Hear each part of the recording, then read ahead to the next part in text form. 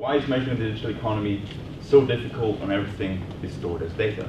So I think, as the title implies, we're going to go back to the issue of what is data, what's the value of data, and these kind of issues quite a bit, because I think that's kind of crucial to understanding the digital economy.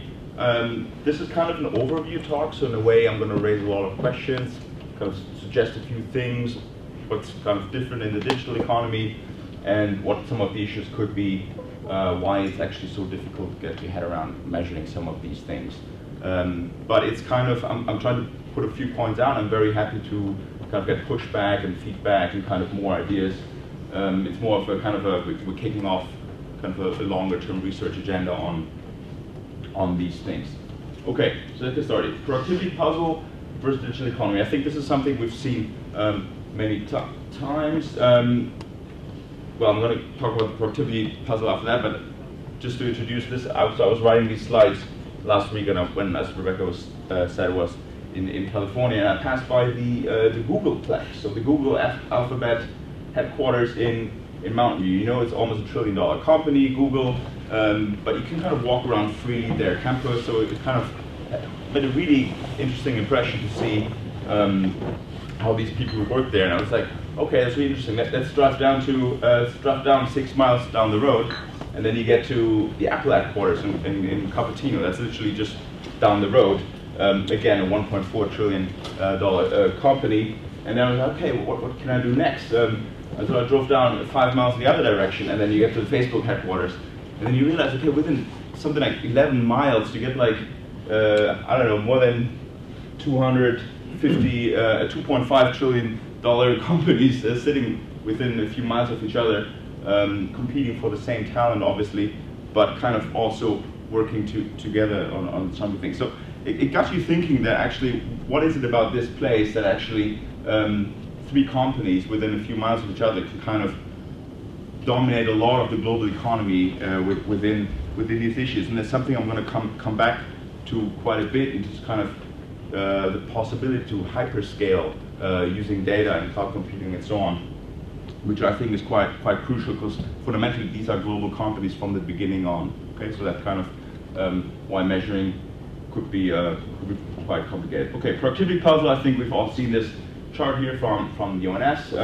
It's something we've been puzzled by since a few years, or probably a decade. And I thought, okay, what really happened in 2007? So it's going to be my first controversial point is here. So I'm going to just overlay the sales of Apple iPhones right there, and you can see, oh wow, that started in 2007, somewhere there in July. Then the first iPhone came out, but of course I know this is a static fact. We can kind of plot all kinds of stuff that's going on, like the amount of data transfer, the amount of website, anything you want really. But you know, it's kind of interesting that this started really kicking off around that time, a lot of this digital technologies here. Okay, I'm not going to overinterpret that. That's just to get started, to think about what is the digital economy. I think this is really a key question. It sounds very easy to say, okay, digital economy is this if something is stored as data or use the internet. I think it's really a key question, actually, to think about what is the digital economy, what is different to the non-digital economy. So why is this so different now, and why do we have issues measuring some of these things, or maybe not, right? So maybe certain aspects of the digital economy are perfectly well measured already. Okay, so we really have to think about this question quite hard in terms of what is the digital economy. And I think I want to try to do that a little bit now. So what is it? And we've seen all of these: Uber, Netflix, Facebook, and so on, household names by now, even though these companies are just a couple of years old. Anyone knows what this is? Aero engine for, it's a Rolls-Royce turbine. And here we got a mattress. So this is, now we can kind of start thinking about what is a digital economy. Sure, ride-hailing, digital maps, streaming, online. I think we all agree this is probably the digital economy. This would not exist virtually without the internet, these kind of business models. Now, here's an interesting statement from the Rolls-Royce website. We design and test engines digitally, service them remotely, and manage them through the digital twin, which is basically a digital copy of the physical turbine. They go on to say Rolls-Royce will be set to receive more than 70 trillion data points from its in-service fleet each year. Right? You can find that on the website. And if you actually look, by now, half of the revenues that Rolls-Royce is making is actually from services. So it's really interesting to think about, okay, you actually have a product, a physical product, but now you build a whole digital product on top, or digital service in that sense, and sell that to the customer as well. Okay, so we're moving more towards selling in-flight hours versus turbines. Okay, and that's something that I'll touch upon later on. What's the last thing? That's Casper. Literally all they do is they sell mattresses via the internet. But now if you look at the latest SEC S1 filing, so they're going public soon, or they want to, as a pioneer of the sleep economy, we bring the benefits of cutting-edge technology, data, and insights directly to consumers. So now we're actually in a world where every kind of company is trying to reinvent itself as a digital economy company. I think you've all seen maybe on Twitter this kind of pizza machine, which is now AI enabled and making pizzas using artificial intelligence. So what I'm trying to say with that, we have to be careful because there's a lot of buzzwords out there as well, a lot of jingoism, a lot of people talking about stuff, and we really have to say, okay, what do we understand by digital and what not? Digital economy was a term coined by Don Tapscott in 1995 in the book on the digital economy. So we kind of foresaw quite a lot of things that the internet will do in terms of what's happening to our economy. I think it's important to think about the digital economy as something separate from the digital sector, and that's something that the IMF in this staff paper made quite well. So the digital sector is ICT goods and services, online platforms, and the sharing economy. So quite a kind of narrowly defined term. Digital economy is more, or as they call it, the digitalized modern economy. So it's kind of anything that uses data. So kind of data via the internet, that you digitalize information, or you digitize information and then access it digitally. So that's kind of the broad view of what the digital economy is. I'm going to work more with the latter, because then we can kind of have a more holistic discussion on these things. But there's a digital sector as well, which is a more narrowly defined term, and I think for some purposes that's the better term. Okay, for now think about it as anything enabled by computers, internet, or data. Okay, so very, very broad. That's for now the digital economy that I'll be talking about.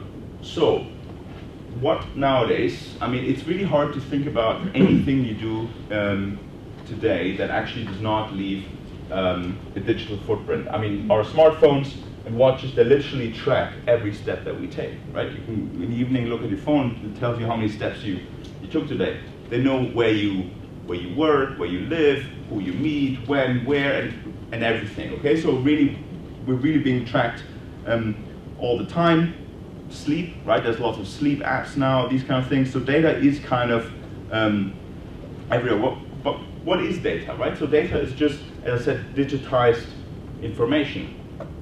There you go, information. So in that sense, that's really what it is. So we're kind of digitizing stuff, and then we can use it as information, and then later on turn to knowledge. I think you've all seen this kind of pyramid. So digital economy, in a way, really is the knowledge economy. Okay, it's much more about content creation and intangibles, as we'll see later on, rather than just goods. Okay, so this is really about kind of the knowledge economy as I see it here.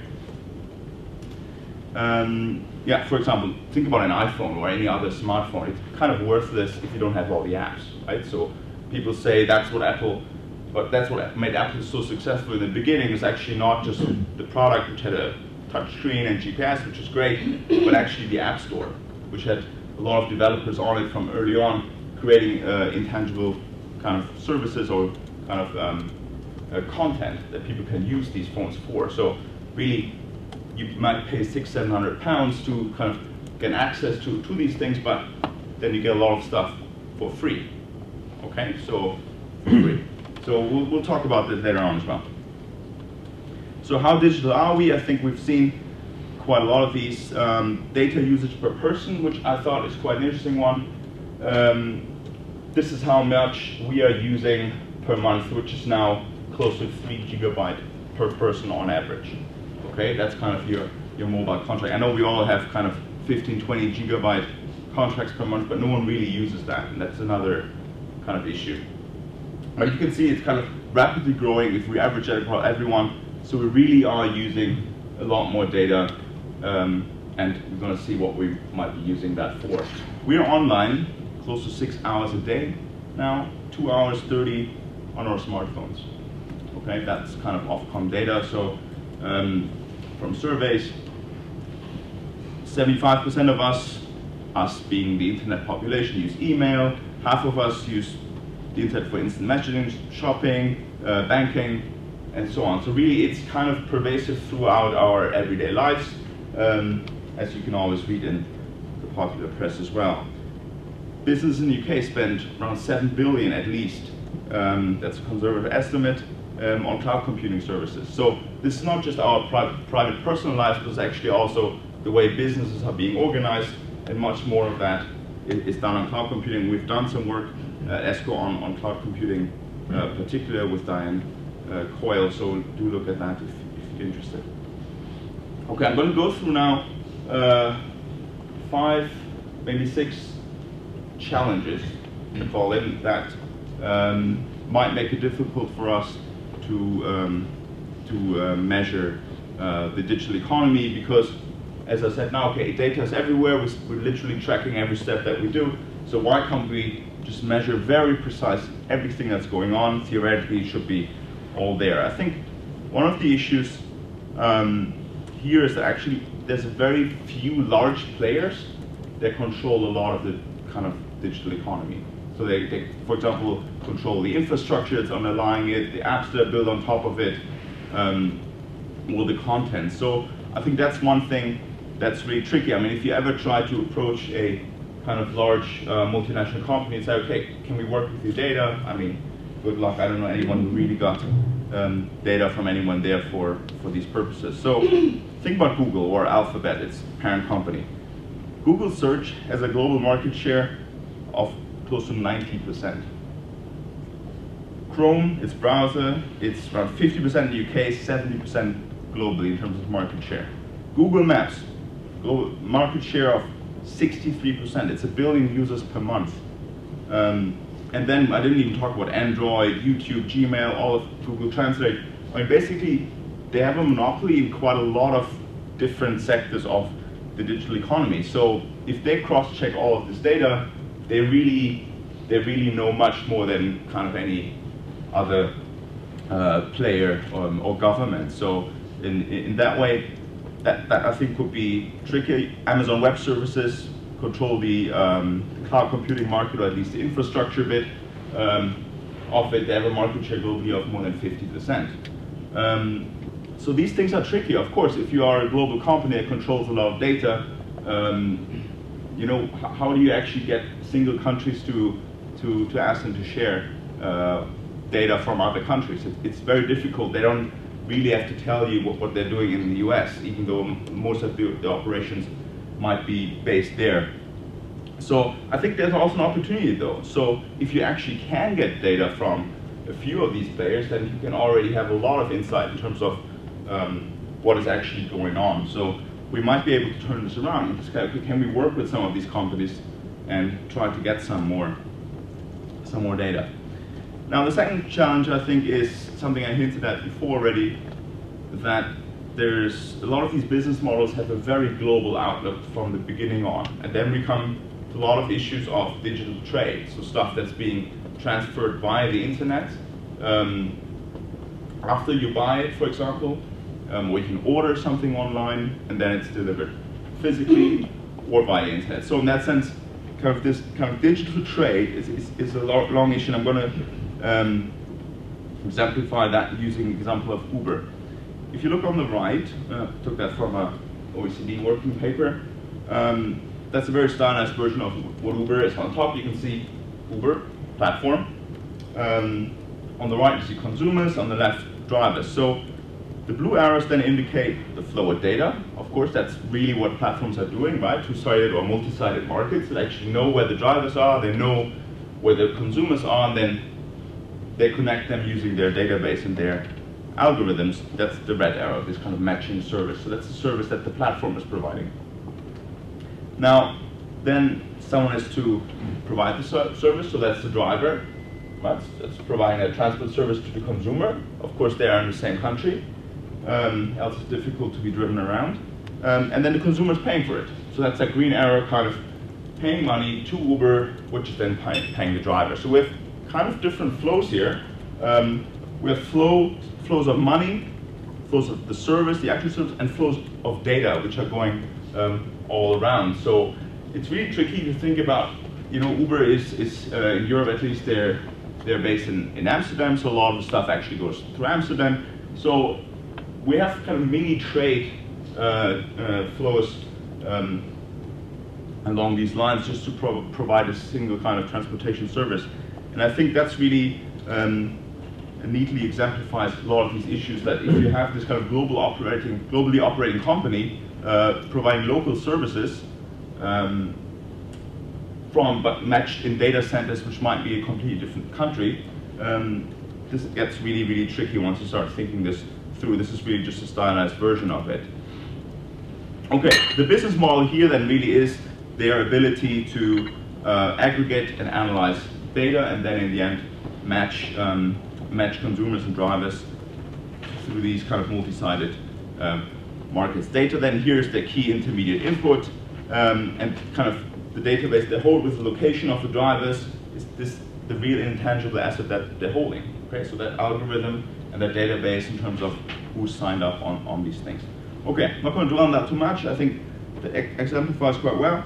Now we find some data from Untitled. I took that from a paper I did with Diane on digital multinationals. That's now a kind of separate category within the Untitled transnational corporations, and they're comparing total sales assets, foreign sales, and foreign assets. And the interesting thing is, if you only look at the last column, if you look at the ratio of foreign sales to foreign assets, it's around 1-to-1 for non-financial multinationals. For ICT, it's 1.2, so they're selling relatively more abroad using less assets. And for digital, it's even higher, it's around 1.5. So you can really see, with less assets, they're generating more sales abroad. So that's, I think, exemplifies quite neatly that kind of digital trade that I was talking about. We can also see at high level numbers here. Okay, so what's so different then? Well, I think that's really what's different. And actually, we're concentrating assets in very few places and then delivering services around the globe. I think good examples here, obviously, Netflix, Uber, Airbnb, these kind of platforms or streaming services which basically operate entirely via the cloud. So they really don't own any IT infrastructure. They go to Microsoft, Google, or Amazon and so on, kind of buy all the servers that they need. And if they want to go to a new market, they just kind of expand through one of the data centers that they have in that market. So it's really this aspect to really massively scale your operations using the cloud, and you have very little employees or tangible assets in the actual market that you're operating in. Okay, so people can access your servers often using only the internet. And I think that's something we need to get our head around. I mean, this just to exemplify the kind of number of terabytes per second of cross-border data flows. That's around 700 terabyte in 2017. I'm sure it's been growing just at the same rate in the 2 years after that. So we need to think about what's actually being transferred. We need to do more research to get behind what's behind these cross-border data flows, what's going on here. And we need to understand to what degree data flows of goods and flows of services are substitutes or complements. Okay, so of course data is kind of an enabler flow of goods. Often, I mean, you can virtually not do international trade without exchanging some sort of data. But there might also be substitutes, right? So in the past, you might ship a DVD player. Now you basically just stream via Netflix. So in that sense, there's all kinds of stuff going on with our balance of payment statistics here as well. Okay. The third challenge I want to go through is really that notion of massive choice and mass customization. So in the kind of digital economy, it's much easier to take a product or a service and tailor it almost down, or actually tailor it down to the individual. And then that becomes very difficult then to keep track of. So if you think about Amazon's business model, in the very beginning, it was not offering better quality of anything. It was really about offering an infinite shelf.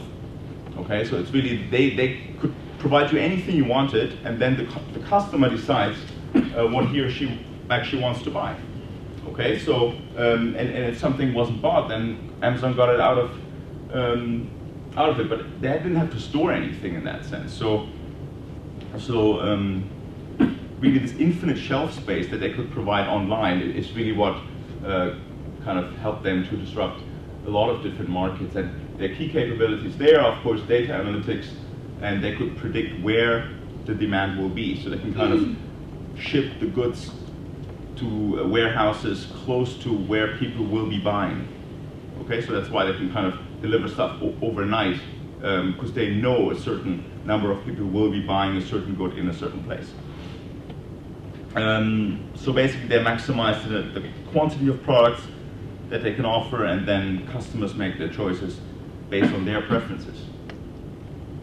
So the interesting thing here, I thought, is actually in theory, we should have perfect information on who chooses which product, and we should also know usually the second best or third best option, because people click around different products. So they will have certain things in their basket or on their wish list, or kind of just browsing through different products, and then they make a choice. So in that sense, that's actually really interesting. So if we could get that kind of data and really know what product, for what characteristics is being chosen over other products, because we have Q for sure, we know exactly how much is sold of what and at which price. So that's actually really interesting. But of course, we don't know how to get that kind of data. So, but in theory, that should be there, and that also it's an opportunity to kind of learn about changes in when new products enter the market, or when the price changes, right? Because you can directly observe when a new product comes in, how many people are switching to that or dropping the old one, and what's the kind of price sensitivity in certain places. In theory, we just have a wealth of data now with the digital economy. We just really don't have access to much of it. Now, the second point here is, of course, that the costs for customizing a product or service are very, very low. Okay, so that kind of notion that I can take, let's say, cloud computing service and say, okay, I'm just changing a little bit in terms of how much speed you have, how many RAMs you have, which operating system you have. I mean, if you take this tool, there's literally thousands and thousands of products that the client can kind of choose to customize on their own. And it becomes very hard when you start thinking about our traditional way of thinking about price indices, for example. If we have so many products which are changing all the time as new products are coming in. The second example here is social networks. Of course, if we really think it through that, then no social network is actually like the other, because everyone's using Facebook, Instagram in their own way and have different connections. Some might use the news function, some only use it for messaging, some for the form. So in that sense, it's almost a product which is different for everyone that is using it. So again, that becomes very difficult to think through how to measure some of these things. Okay, how am I doing on time? Okay, good. The fourth challenge is that trend to rent and to bundle. Okay, and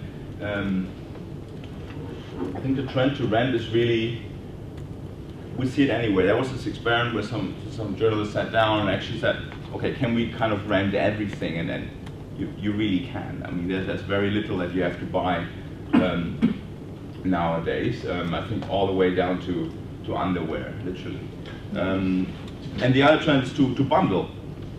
So actually, when you start buying stuff, that comes in bundles, and you might be using more or less of it, but you know, in theory, you have access. That's the point. Okay, so business models are changing. Everything, quotation marks, is becoming a service. Okay, as I was saying before with the Rolls-Royce turbine, there's more and more markets where actually you're buying access to a certain good for a certain amount of time, rather than buying the actual product. Buying a car is lumpy. Of course, it's expensive, but why would you do that if you could actually rent it by the hour, by the day, by the month? You can see all the big car companies are now introducing these models where you kind of pay a monthly fee and you get access to their fleet. And then you can change your car that you want every month. If you don't like it, next month you take a different car. So that's kind of, really taking it to the extreme that you're not really buying anything anymore. We all know how difficult it is to kind of measure the quality of services and changes in these. The second one, if you think about bundling here, is of course streaming. I mean, who watches the whole Netflix library or Spotify and so on? So you kind of tend to get more access to for the same amount of money, but you're not using all of it, which you know is great, of course, for the consumer. But it's very difficult if we don't actually know who is using how much of their data plan, of their Spotify, and so some people might only listen to one song over and over on Spotify, right? Is that, you know, but okay, that's up to the individual. But again, in theory, we should have all the data. We should exactly know who's listening to what or watching what for how long. So these companies know that. Okay, so that's a really interesting kind of data point that we're not exploiting so far, at least not for statistical purposes. Of course, for commercial purposes, this is happening. And if you think about the average cost of this, of course, what buys you the whole Netflix or Spotify library per month, back in the days, maximum bought you one album or one movie per month. Okay, so just what we get out of these services is massively better than what it was before. I already talked about Rolls-Royce turbines, but you'd see that in many other kind of, even for cranes, right? For industrial cranes nowadays, you actually buy them by lift hours or something like that. You actually don't buy a crane anymore. I think measuring quality, quantity changes in services is of course always been important, but now with these things, it's becoming more and more important. We all know how difficult that is. And as I said, in theory, we should know exactly who's consuming how much of what, but we just can't access it so far. Okay? Right, the fifth challenge is paying with data. I think that's something that we almost have discussed more than other things in the digital economy. Is the kind of notion that we're using a free service, but we're actually paying with our data, or we're selling our data, right? And depending on how you see it, some see actually the user as being the product here. So we're selling data points, of course, about us, who we are, what we do, our preferences, and that's really valuable, for example, for ad-funded businesses. Okay, but there's many other ways for them to monetize data. It doesn't have to be always advertising, and you can see more and more, even Google and so on are really pushing into other ways to monetize the data. Spotify, the same thing. I mean, it's not just the premium or freemium model. They're actually trying to offer services on the other side of the market to the artists as well. For example, telling them where they should be playing concerts and these kind of things.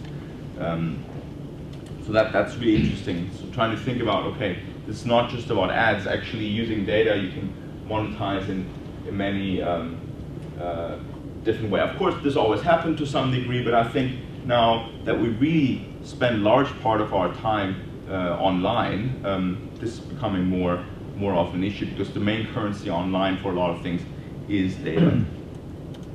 Okay, we are familiar with these contingent valuation techniques developed by Eric Rudolphson, Collis, Diebert, Eggers, Fox, or ECDEF as they call themselves, and they were joking last week that they're looking for authors to complete the entire alphabet. So if you have any name that's not BCDF, then you can get in touch with them.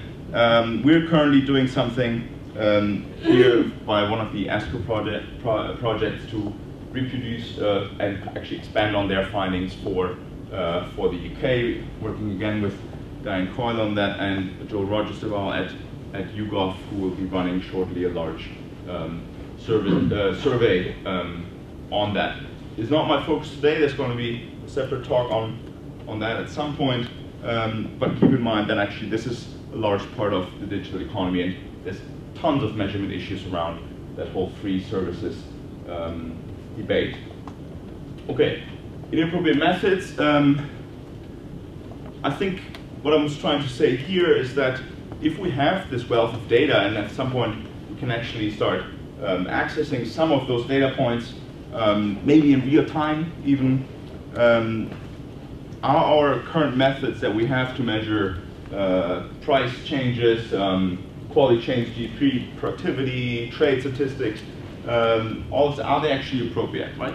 Can they deal with these issues? And let me explain what I mean by that. Okay, I was talking to Kevin Fox last week, and he told me about incorporating scanner data into the CPI. I'm sure here there's people that are much more experts on that than I am, but actually it's not that easy. You can't just say we take more data, you know, and then we get the perfect price index. It's really, really difficult, and I wasn't aware of that. Of course, in theory it's great. It should be more efficient. We don't have to run all these shops, and it should be faster if we have the data in real time.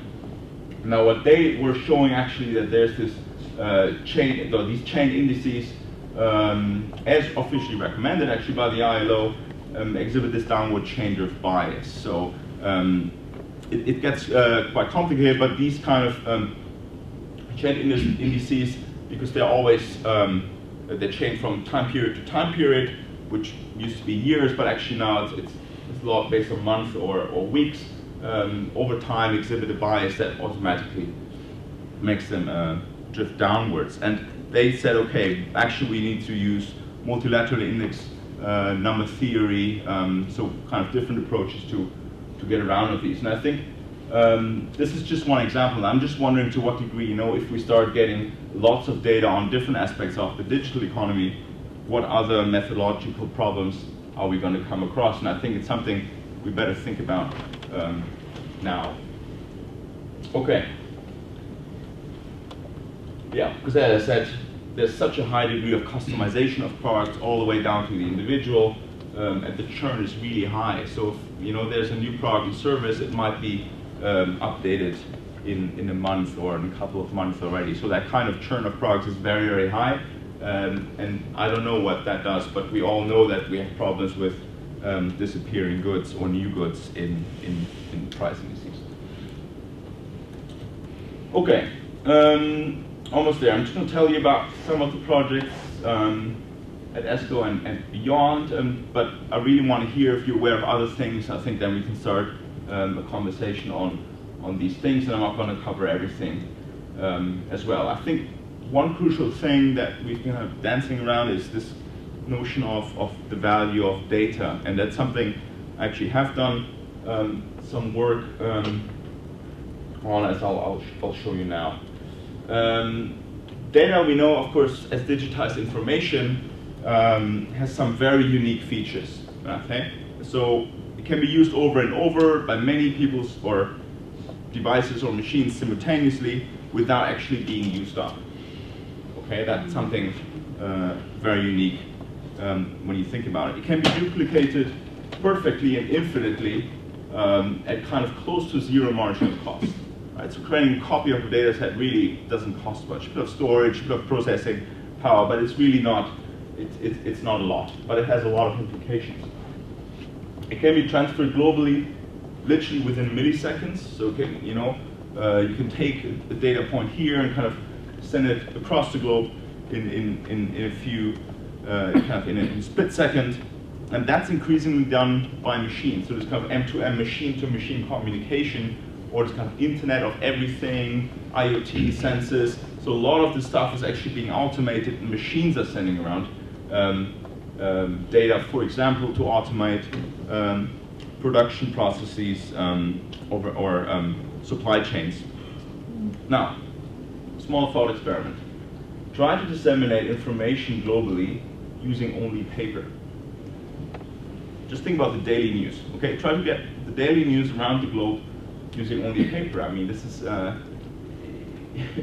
there's like no comparison to kind of real-time Internet of Things sensors in airplane turbines, yeah? So if you think about this thing, just trying to get a small bit of information and make it accessible to the whole globe, at the same time now we can use sensors to actually in real time have flying airplanes kind of transmitting all that data in real time, and then feeding into a data center that can tell us, okay, actually in 15 hours, that thing needs to go to service. So we have this whole predictive maintenance thing based on data transfers, which is only possible in the digital economy.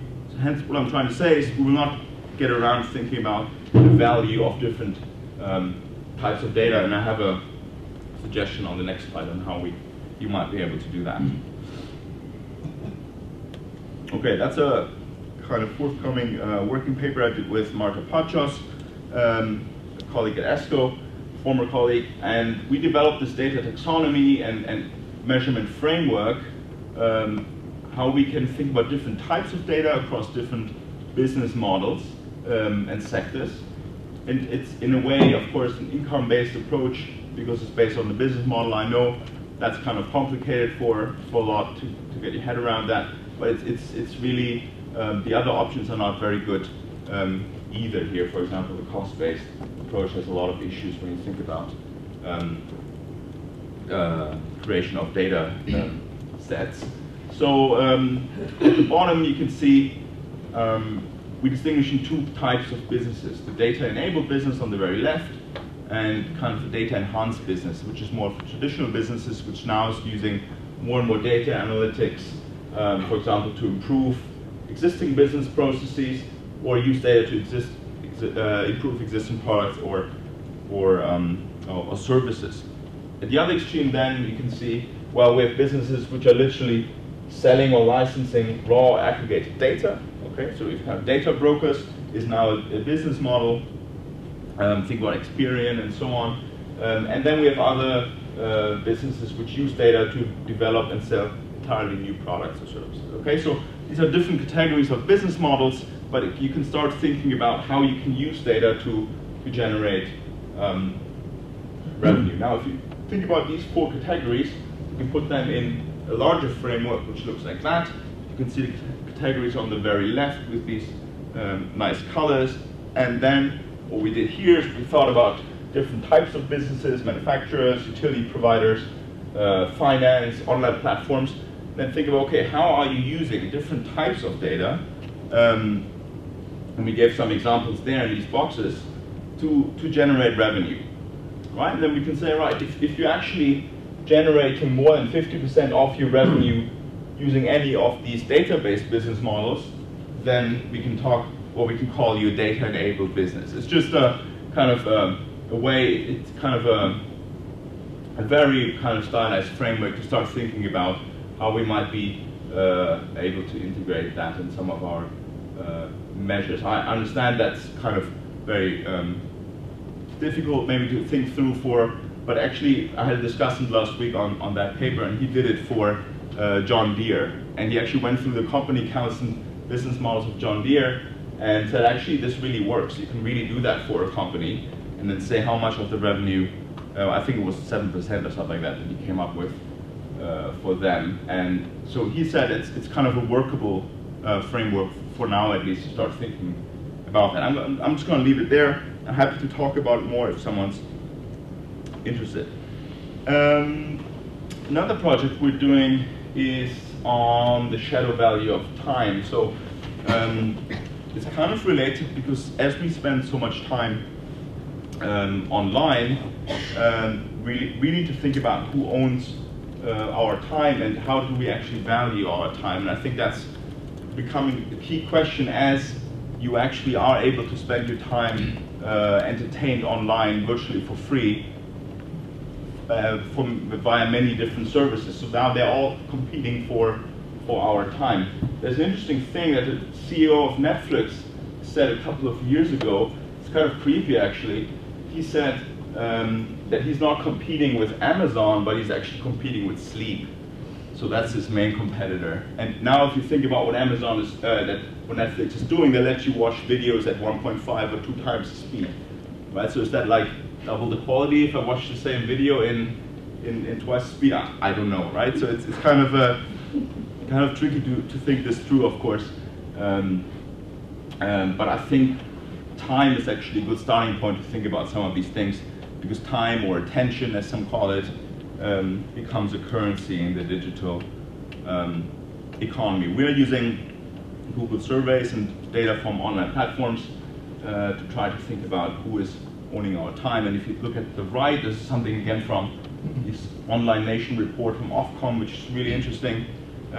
You can see that Facebook owns something like 1/3 of our online time already. Okay, you can really see where our data is going, and Google sites on the right, like another 1/4 or so of our time.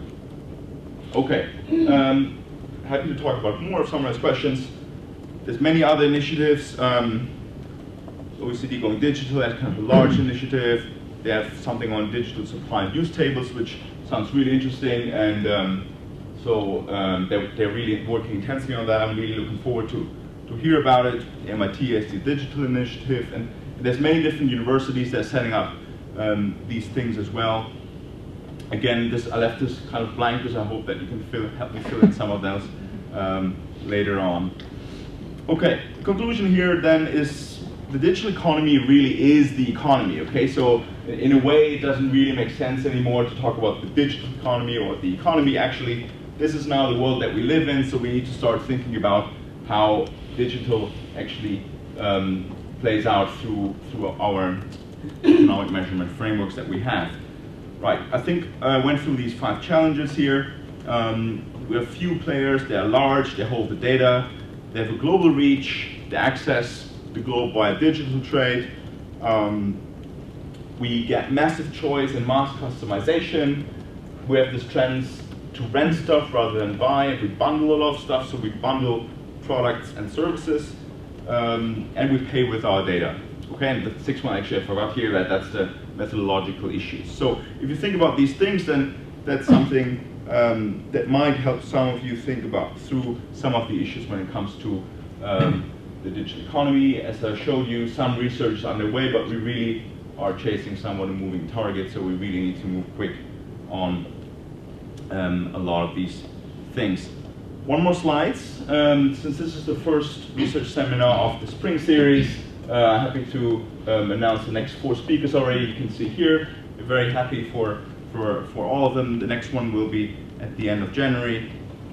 Augustin de Coulon from King's College, then followed by Matthew Agarwala in February, Gerrit Boyton from the CBS in the Netherlands in March, and Fotis Papayallis from KCL again in April. So we're really looking forward and hope to see a lot of you there. Thank you for listening. I'm going to have some time for a question now. It's around 10 minutes, but please get in touch also if you have anything later on. And I'll leave you with this thought I saw last week in the kind of high street fight back in California that's trying to take on Amazon anyways. And now Amazon has high street shops themselves, so I don't know what's online anymore. But thank you again for the attention.